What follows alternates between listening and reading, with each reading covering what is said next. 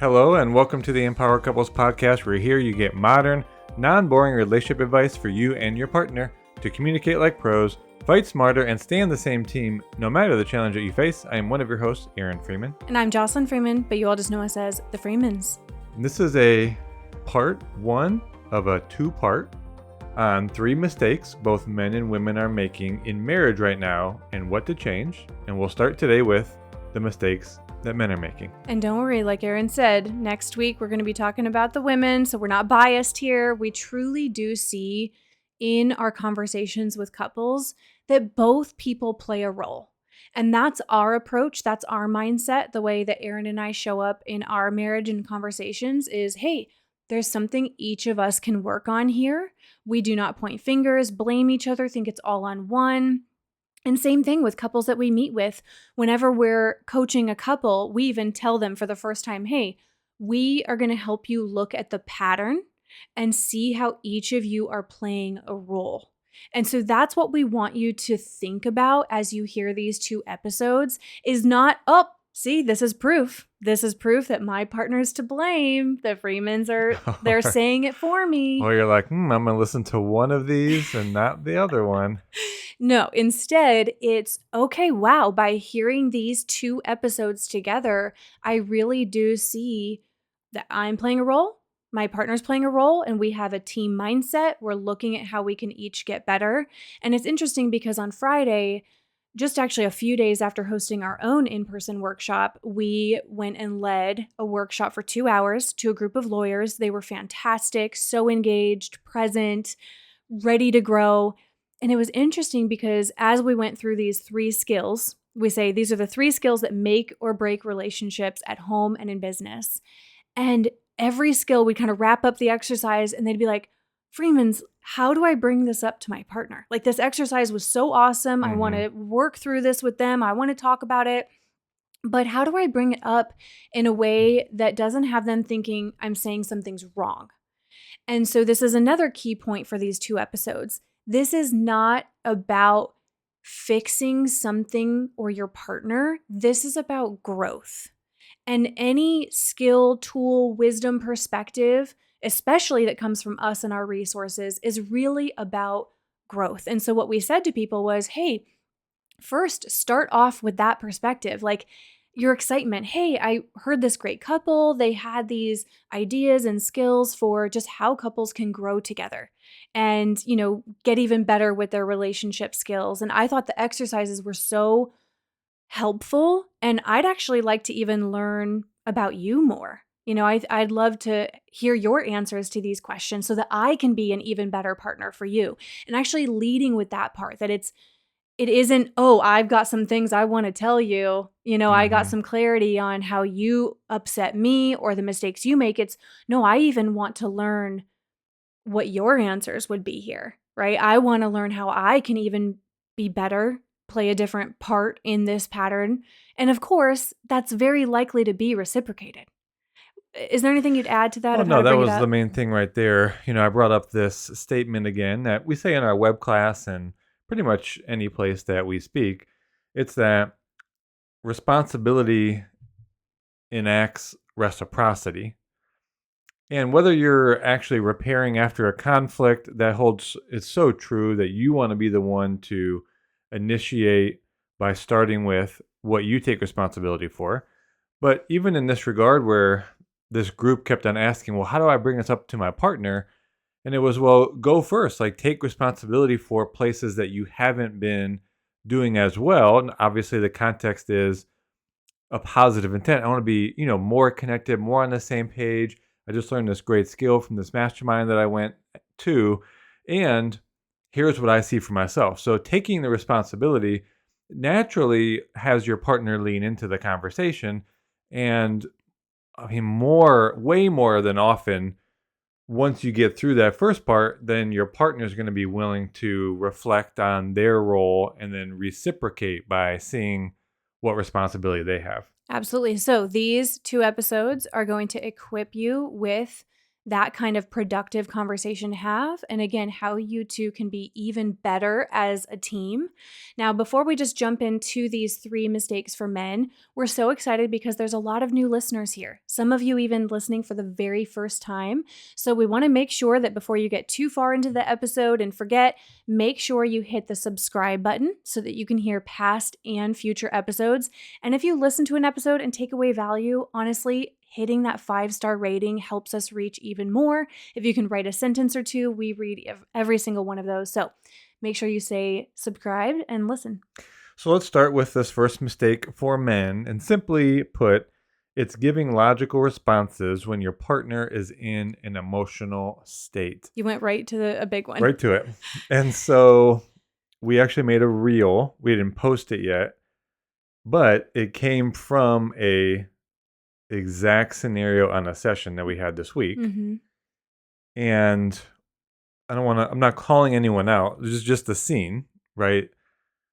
Brownies were being made for a kid's birthday and they didn't come out right. And the wife was upset that they weren't going to be right for this birthday party. And then the husband came in with good intent. And that's one of the things we really want to point out. And Jocelyn said this at the mastermind as well.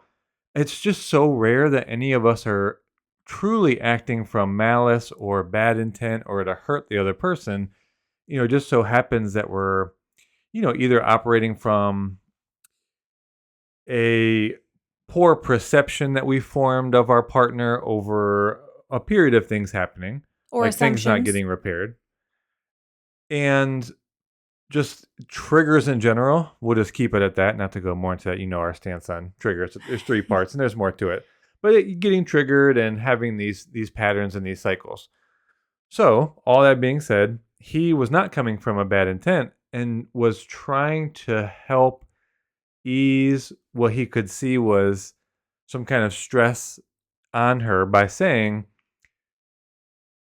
those are fine. It doesn't matter what it looks like. Kids eat any brownies so long as they still taste good. So why are you worrying about that? And kind of I think more of like, you shouldn't be worrying about this. Yeah. And look, we understand that it's mostly coming from a good place. Mm-hmm. And if you go outside of this scenario now, we know many times, especially for men, we see our partners in distress and we don't want that for them. Mm-hmm. And so we are trying to help. And so we provide a logical solution, logical perspective. It's reasonable. And so there's like nothing inherently wrong with that, but it's really about getting better, recognizing that it's an emotional disturbance that's going to need an emotional response to help give reassurance or relief or support. Instead, the logic ends up feeling dismissive or invalidating. And I said it this way to the couple. Logic makes a woman feel emotionally unsafe when she's in an emotional state. But I really think that's true for both partners. I think men and women don't love the experience of having someone tell them something's not a big deal when it feels like a big deal, right? Like if I, Aaron, to you, saw that you were frustrated, overwhelmed, something wasn't going the way you were hoping it would, and I just said, this isn't something to worry about. Wouldn't that feel invalidating and like, I might as well just not tell you I care about something? I was literally trying to think of a scenario in which it's helped. I was going to say it's literally never helped anyone, but I don't know. I don't think that's true. I think there are probably moments we have to really think about this, where you're like, hey, honestly, like this is going to be okay. Like this mistake isn't a big deal. I think oftentimes if I can think about a time, it's when there's also an emotional response happening. Like your hand is on them. You're really engaged. You're clearly like in the scenario with them, like ready to help. And you're just like, oh, this is going to be okay. But it's also like you're ready to help in any other way possible. I think maybe the distinction here is, oh, this isn't a big deal, but you're basically just moving on to the next thing that you're doing. So the last thing I said to this partner that had the scenario with the brownies, I said, because we need to consider whether you were actually concerned with providing relief for her current stressed state, or you were actually annoyed that she Mhm. was upset because her attitude was disturbing your environment. Yep. And he was like, well, that's actually true.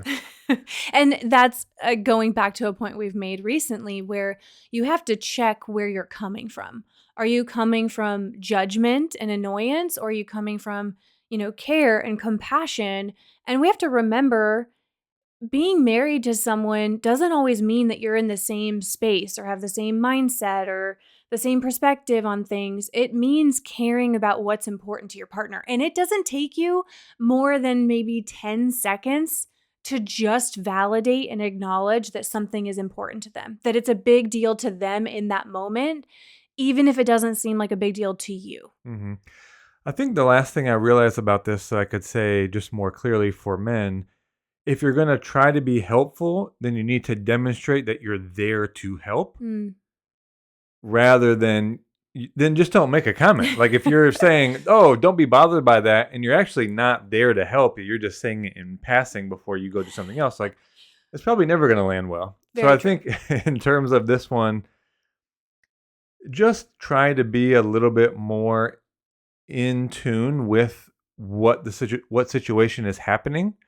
Even if we start logical, I think it's being present, showing we're there to help. And if you see the logic isn't landing, then maybe it's switched to an emotional response to help with relief or support, let them know you're there.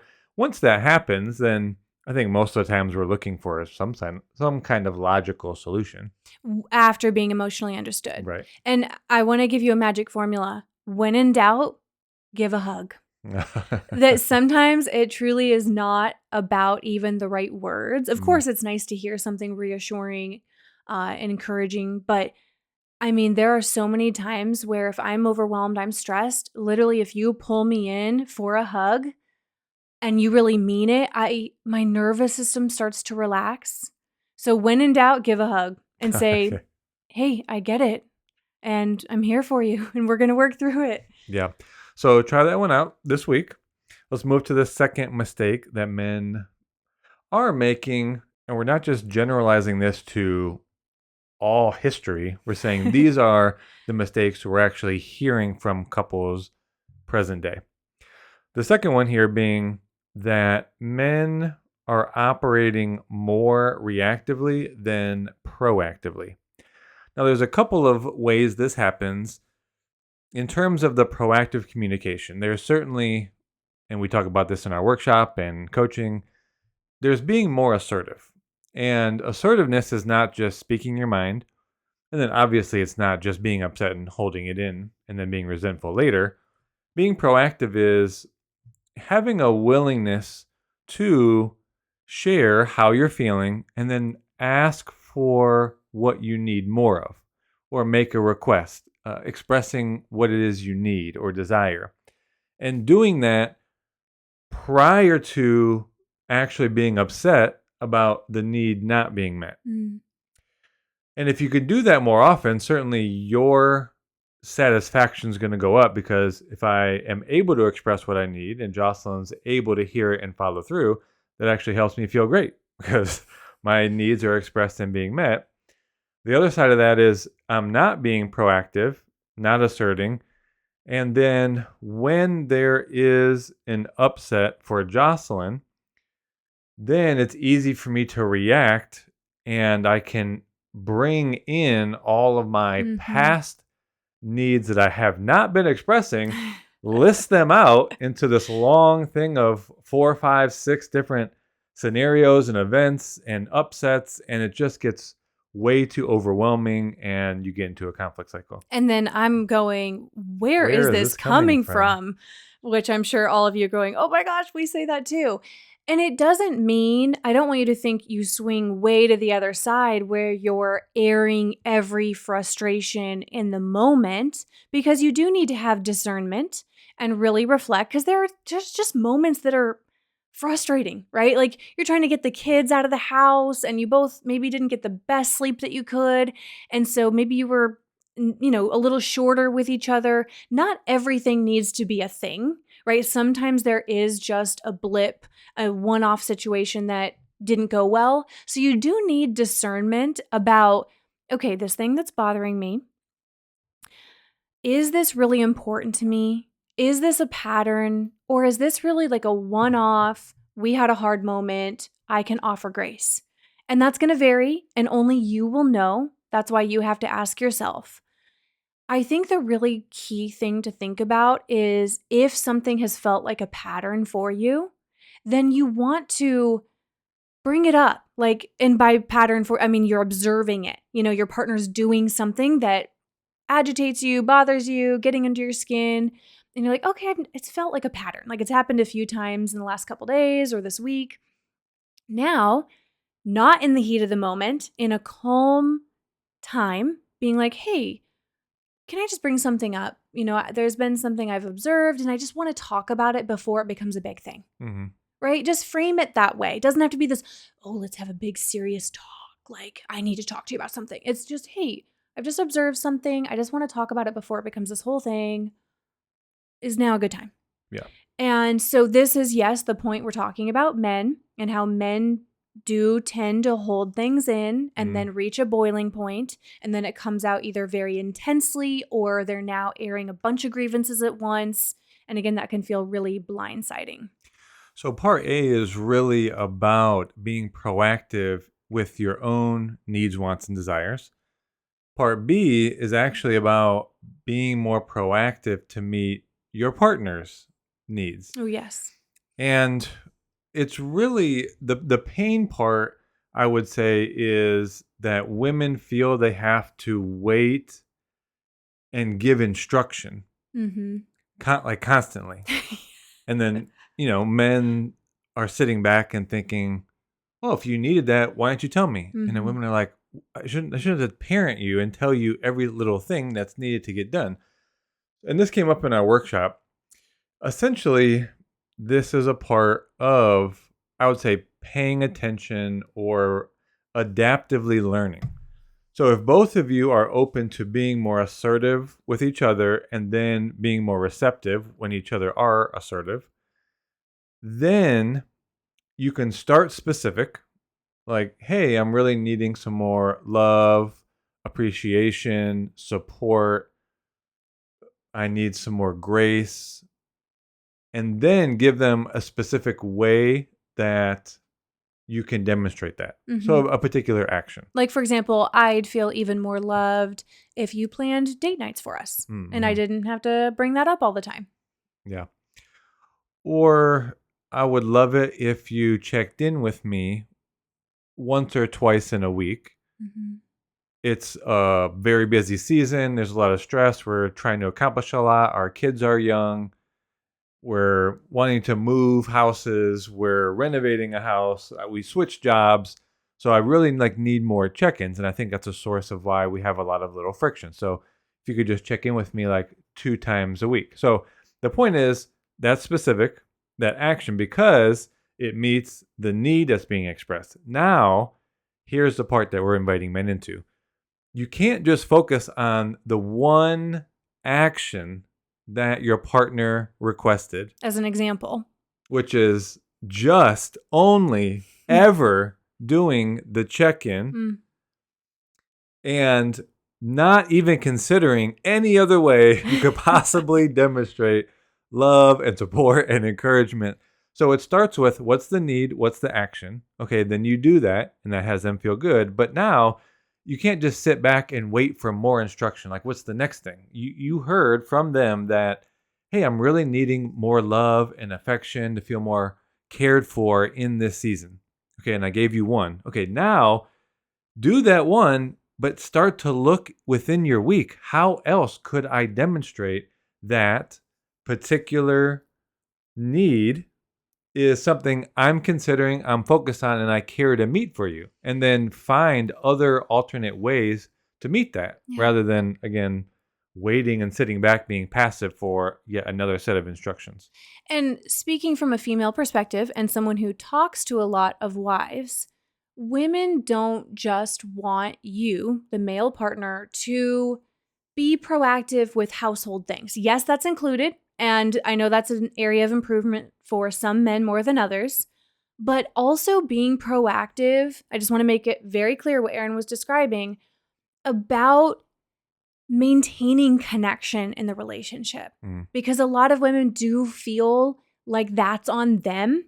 And you probably have heard us, if you've been a longtime listener, talk about how men tend to seek the absence of conflict in marriage, whereas women are seeking the presence of connection. And those are different things. So you don't want to just think, oh, our marriage is good because we're not arguing. You want to think, I want to be taking action towards creating connection so my wife doesn't feel like that's just on her. Such a good point. This ties in with the last point, so let me transition, and if there's more you wanted to say about that, we can go back.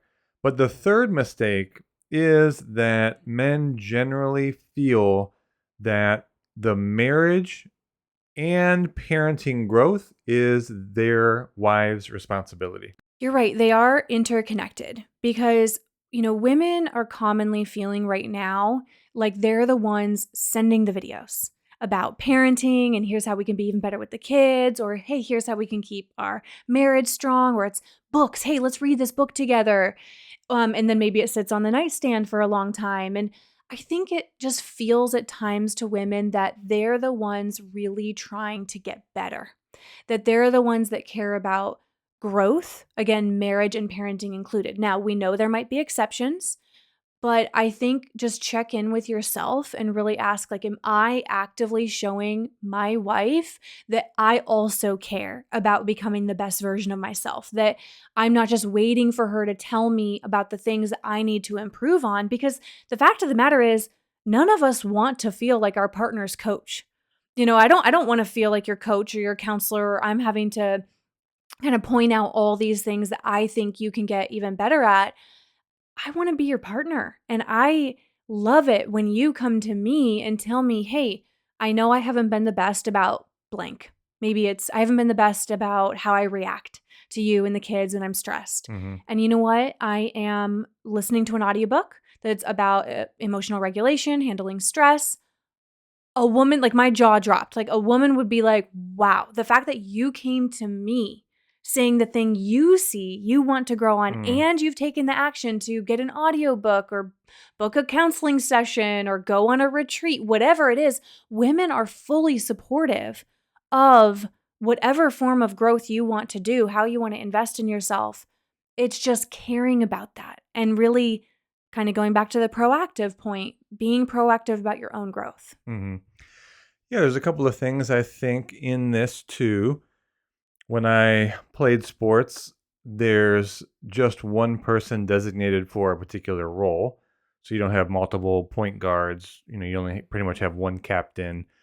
And then when that happens, you tend to abnegate a lot of the responsibilities to the leader. Now, in a marriage, there are multiple areas that make up your relationship. And whether you are proactive in communicating your expectations ahead of time or it kind of defaulted to traditional roles, I think men tend to focus on their role and then have this expectation that the wife follows through on her roles.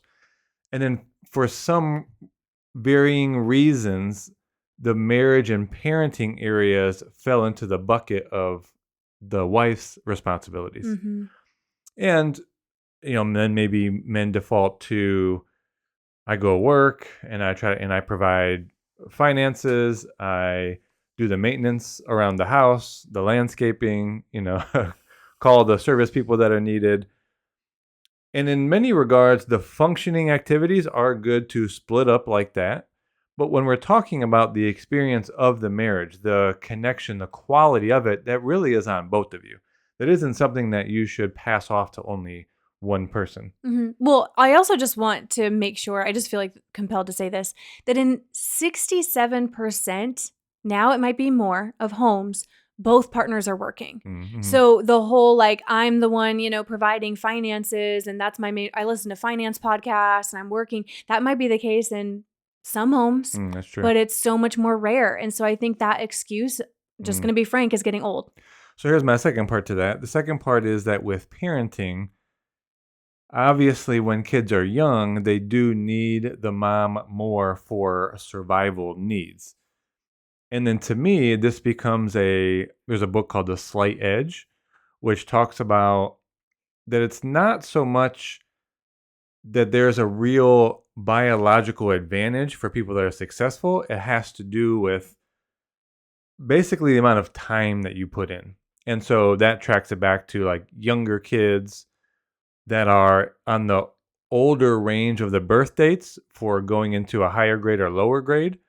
And because they're developing faster, they get bigger. So, like in sports, the older kids, like a 7-year-old from a 5-year-old, is going to get more focus and attention from a coach. And the accumulation of that extra attention from a coach over a number of years makes the big difference in the success of that kid, that player. All that to say, we don't want to mistake that the child does need the mom more in the beginning, but you don't want to just act like that's how it's always going to be and say, oh, well, our daughter wants you to put her to bed more often. Well, it's like, well, it started like that, but now when you just leave it that way, Mm. of course, because that's what they're used to. And that's something I've really been trying to pay attention to, where I think certainly for husbands that have young kids, you have to insert yourself earlier. And it's not that your children necessarily want or need the mom more. It's just that they're getting more and more used to they get the mom's time. Mm. So whether it's making a lunch with them or coloring, playing, bedtime, bath routine, like really start to actually, I was going to say share the time with your kid, but actually the men should take up more time. Mm. Get your kids used to that you are someone they can come to. I love that. And I think, yeah, slight edge type of mentality here. I think that's an easy way that parenting ends up falling onto women. And it's really like, yes, that is true for like 0 to 2, Mhm. maybe. Mhm. But after that, it's just about the slight edge. It's just about time. Yes, an effort. So we've covered some really key points here for these 3 mistakes men are making in marriage. And I know women, we can also be making them. This isn't like, oh, only men make these mistakes. Both of the episodes are covering things that we do observe trends in what females are doing versus men are doing. However, there are always exceptions. We can all make these mistakes. Remember, the whole point of these 2 episodes is that you listen to both and you are first and foremost looking at how you're playing a part, what you can do better, how you are playing into the patterns that create disconnection versus connection, that create communication versus conflict, and having that team mindset and saying, here's what I'm going to get better at. And going to your partner, like Aaron said in the beginning, with what you take responsibility for and the areas you see that you want to improve. Now, next week, again, we're going to be covering the topics for women, the mistakes that they make in marriage. But we don't want you to just hear these and then lose sight of them 2 days from now, a week from now. And your partner is like, wow, I was seeing these changes in you. And it's just kind of defaulted to old ways again. What happened? That's why our resources beyond the podcast are so helpful. So if you have not looked at all of our resources and utilized them, go to meetthefreemans.com/links. A great place to start is with one of our 30-day couples challenges. We have our level 1 prioritizing us, which is all about creating more connection, strengthening your communication. And then we have our level 2 rebuilding us, which is for couples who are working through a harder season in marriage and need to do some deeper repair, working on emotional intelligence skills, apologies, things like that. But we have additional resources. We have web classes, we have guides. You can get on the wait list to do a private session with us.